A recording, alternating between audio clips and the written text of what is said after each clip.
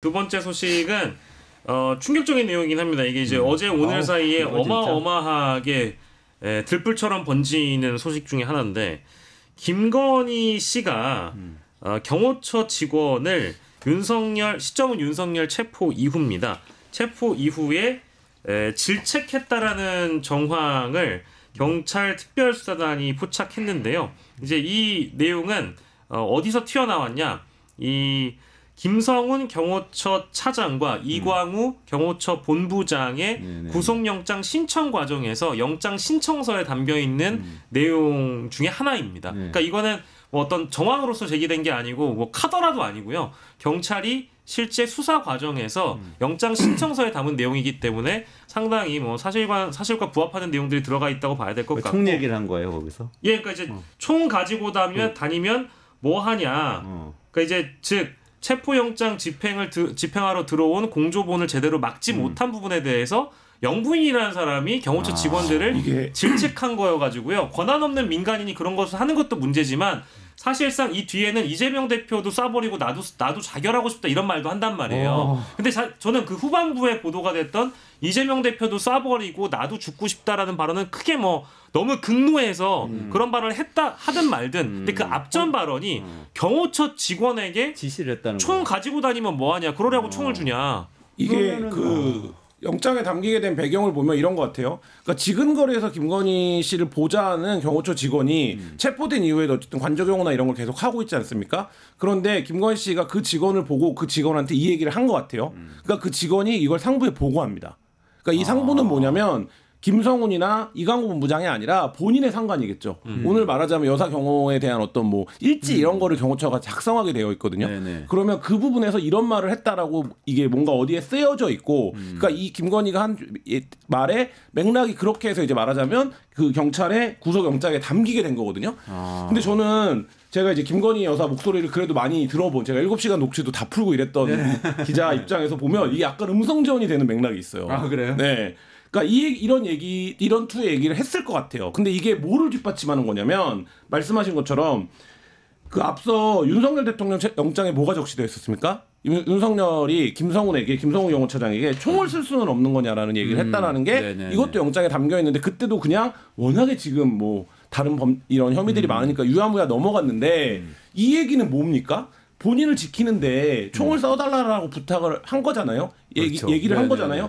근데 이 얘기를 김건희가 이후에도 했다. 근데 이거는 뭡니까? 지금 이 담겨있는 문장의 맥락만 보면 윤석열이 했던 얘기에 그러니까 결론적인 얘기인 거잖아요. 그러니까 너 총 갖고 다니면 뭐하냐. 이렇게 되는 거잖아요. 그러면 윤석열 김건희 부부가 계속 이 총을 써서라도 우리를 지켜달라라는 인식을 갖고 있었다라는 게 사실 이제 확인이 되는 게 이 보도에서의 좀 포인트인 것 같고요. 그러니까 그러면 이제 이 부분에 대해서도 그럼 이건 사실 별도의 수사가 필요한 대목인데 그럼 이게 뭐랑 연결되는 겁니까?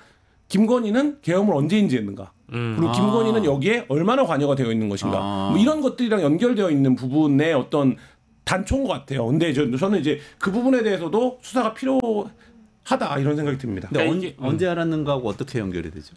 이 계엄의 연관성이 지금 밝혀진 게 아무것도 없잖아요. 근데 계엄을 저질렀는데 계엄을 저지른 이후에 김건희가 경호처 직원에게 총을 쏘서라도 윤석열을 지켰어야 된다라고 얘기를 하면 뭐 윤석열과의 부부관계니까 그렇게 얘기했을 수도 있지만 결국엔 지금 그 이후에 윤석열이 계엄의 정당성을 계속 설파했던 거 아닙니까? 그러면 김건희도 마찬가지로 이 계엄이 정당했다라고, 그러니까 우리를 지켜줘야 된다. 라고 생각했던 것이 아니냐라고 하는 거를 처음부터 같이 기획했던 게 아니냐. 그렇게 정당하다고 믿고 있다는 사실은 알겠습니다. 그리고 이제 이게 이제 튀어나온 과정을 보면 경찰의 이제 포렌식이 한 몫을 하는데요. 지금 김성훈 차장과 이광우 본부장과 관련된 뉴스들 대부분 쏟아져 나오는 단독 보도를 보면 경찰의 포렌식을 통해서 나온 자료들이 많이 있습니다. 그러니까 아까 이 상관에게 보고했다는 그 상관이 김신 가족부장이라는 사람이거든요.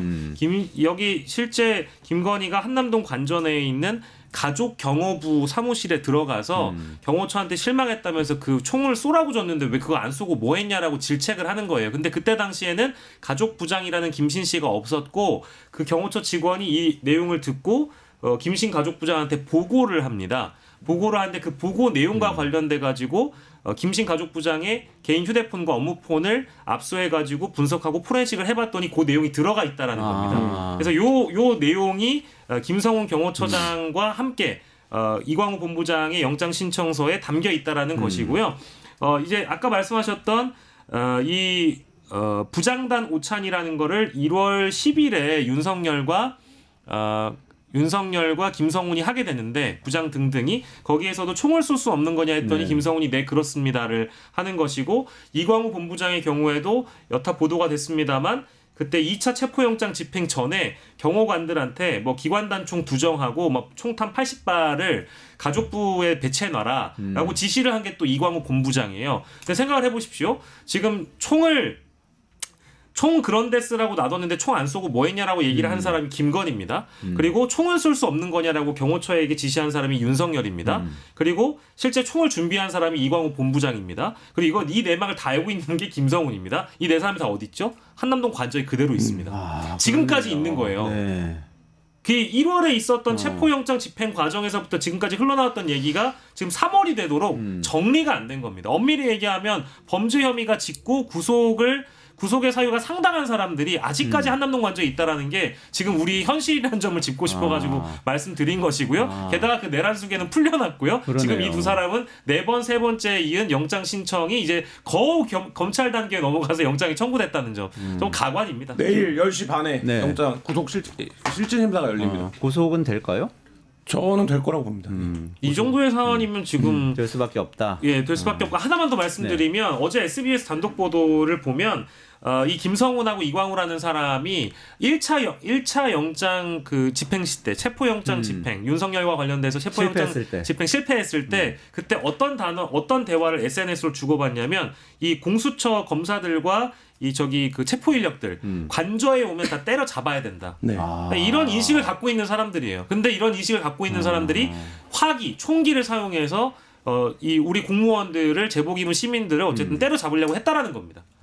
이게 이제 김건희의 사연과도 이제 같이 맞물리는 것이죠. 그러니까 윤석열 씨 같은 경우에는 계엄 당일에도 총을 쏴서라도 이 발언했다는 증언이 계속 나왔잖아요. 그거하고 연결시켜 보면 계속해서 이 총기 사용을 지시를 하고 있다는 정황이 계속 드러나는 정확하게 그런 인식을 갖고 있다는 거잖아요. 그러니까 이게 보면 예를 들면 뭐 어떤 정치 지도자나 이런 사람들의 사고 방식이라기보다는 뭐 예를 들면 뭐 사담 후세인 그다음에 남미에 있는 어떤 카르텔의 수장 조폭 두목이죠. 이런 사람들의 사고 방식이거든요. 그러니까 예를 들면 아까 이제 여기 영장을 집행하러 오는 사람들 누굽니까? 다 공무원들이에요. 그렇죠. 다 경찰이에요. 근데 이 경찰들한테 총을 쏠 수는 없냐라고 질책을 했다는 거 자체가 어떤 사고방식을 갖고 있었던 건지가 지금 참 적나라하게 드러나는 거죠. 그러니까 우리나라 대통령이 우리나라 경찰들한테 총을 쏠 수 없냐라고 이야기를 했다는 거잖아요. 그렇죠. 정말 아무렇지 않게 생각한다라는 게 진짜 정말 말씀 그대로 끔찍하고 참담한데 중요한 건 이제 예측 가능해진 상황이잖아요. 이 사람들이 이런 인식을 갖고 있다라는 게. 그러니까 지금 이 이후에도 만약에 윤석열의 재구속 상황이 벌어진다라고 하면 경호처에서 총기 사용 얼마든지 가능하다라는 걸 보여준 것이고 김건희가 또 마찬가지로 관저에 있다라고 한다면 거기에 있는 경호처 직원한테 뭐라고 하겠습니까? 니네 쏘라고 준 건데 왜 안 쏘냐? 이런 얘기 안 하겠습니까? 그러니까 위험인물로 분류된 자들은 모조리 다 구속을 시켜야 된다고 저는 봅니다. 그러네요. 재구속을 해야 되는데 그거 집행하는 것도 큰일이라는 그런 생각도 또 드네요. 근데 지금 또 안타까운 것이 계속해서 경호처에서도 그런 일이 있었습니다만 박영식 에디터님 윤석열 씨하고 관련해서 뭔가 다른 목소리를 내는 공직자들이 계속 고초를 겪고 있다면서요? 네. 지금 이제 윤석열 석방 이후에 이제 뭐 작용이 있다면 반작용이 있다라고 봐야 되는데 이걸 뭐 보복이라고 봐야 될지 모르겠습니다. 그래서 몇 가지 사례를 일단 소개해드리면 지금 지난 13일에 이건 이제 권익위 사안인데요. 한삼석 권익위 상임위원이 공무원의 정치적 중립 의무를 위반했다면서 인사혁신처에 한 위원에 대한 징계 의결을 요청하는 일이 발생했습니다. 이게 지금 석방 닷새 만인 13일에 이제 발생한 일이고요. 한 위원을 포함해가지고 권익위원 4명이 12월 6일에 성명을 내고 윤석열 파면을 해야 된다라는 목소리를 낸 것에 대한 일종의 이제 보복이라고 봐야 될 것 같은데. 그거 말고도 사실 경호처에서도 지난 저희 끝장뉴스 시간에 전달해드린 대로 경호처의 경호 3부장이죠. 3부장이 김성훈이 함께 열었던 그 징계위원회에서 해임 조치가 의결돼가지고 지금 현재 해임 단계에 있는 상황이다. 뭐 물론 최상목 권한대행이 여기에 지금 결재를 했다라는 소식은 들려오지 않고 있는 상황입니다만 이런 식으로 현재 일종의 백래시가 이어지고 있다라고 봐야 될 것 같고 김상욱 의원과 관련된 이야기를 여기에 이제 같이 묶어야 되는지는 잘 모르겠습니다만은 국민의힘에서 사실상 지금 왕따를 당하고 있는 상황이잖아요. 그래서 국민의힘에서도 윤석열 파면에 대한 어떤 목소리를 내는 사람들에 대해서도 정치적인 보복이 함께 잇따르고 있다는 점까지 함께 묶어볼 수 있겠습니다. 그러니까 총을 쏴서라도 경찰을 막아라 이런 얘기를 하는 사람이 풀려나서 관저에 지금 칩거하고 있는 상황에서 공직자들이 신경 쓰고 있는 거 아니에요? 이 정도면? 신경 쓰는 정도가 아니라 지금 완전히 뭔가 뒤집어진 상황이죠. 이 상황을 해소하는 건 윤석열을 파면하는 것밖에 없고 저희가 그 용산에 그 관저에 있을 때 뭐라고 얘기했습니까? 윤석열의 핸드폰이 살아있는 한 쉽게 움직여지지가 않는다. 왜냐하면 윤석열이 탄핵 소추가 됐지만 핸드폰은 살아있었던 거 아닙니까? 그럼 누구랑 통화를 하는지 누구랑 뭐 어떤 얘기를 하는지를 알 수가 없기 때문에 빨리 인신구속을 시켜야 된다. 그게 증거인멸하고도 연결이 되지만 대통령이라고 하는 한국 사회에서 가장 막강한 권력이 어쨌든 신분을 유지하고 있는 상황의 위험함을 짚었던 건데 지금 더 기세등등해졌겠죠. 왜냐하면 들어갔다가 구속 취소가 돼서 나왔으니까 과거에 체포되기 직전에 비해서 훨씬 더 기세등등하고 지금 그때에 비해서 여론도 어떻습니까? 탄핵 선고 지연되고 있고 광장은 지금 완전 양분되어 있는 것으로 보이고 여론조사하면 국민의힘이 민주당을 이긴다는 결과가 나오는 조사까지 나오고 있으니 윤석열이 마지막에 방문했던 국힘의원들한테 뭐라고 했다는 겁니까? 체포되기 직전에 잘해보면 우리가 이길 수도 있겠다라는 취지의 발언을 했다는 거 아닙니까? 그러면 지금은 더 그렇고 어제인가요? 오세훈 시장이 인터뷰에서 탄핵이 각하나 기각될 거라고 보면서 본인의 어떤 입장을 바꾸지 않습니까? 이런 것들도 보면 지금 구속 취소돼서 석방돼서 나온 이후에 윤석열의 영향력이 여전히 그 막강한 힘을 발휘하고 있다 이렇게 볼 수밖에 없는 상황인 거죠. 그렇군요. 이걸 헌재가 방치하고 있는 상황입니다. 이거는 빨리 파면 결정을 내려줘야 이제 정리가 될 상황인 것 같습니다. 뉴스토마토 K평화연구원이 12.3 내란을 막아낸 시민영웅 1000명 찾기 프로젝트를 진행합니다. 비상계엄 선포 이후 국회, 광화문, 남태령, 한남동 공관, 헌법재판소 등지에서 내란을 막고 탄핵소추를 이뤄낸 시민영웅 1000명을 찾아내 대한민국 민주주의의 역사로 기록하고 시상의 본보기로 삼음으로써 민주주의를 더 널리 확산하기 위한 프로젝트입니다. 이 과정에 직접 참여했거나 참여자를 추천해 주실 분들은 우측 제보하기 QR코드나 아래 메일로 추천 및 제보해 주세요. 민주시민 여러분의 많은 참여 바랍니다.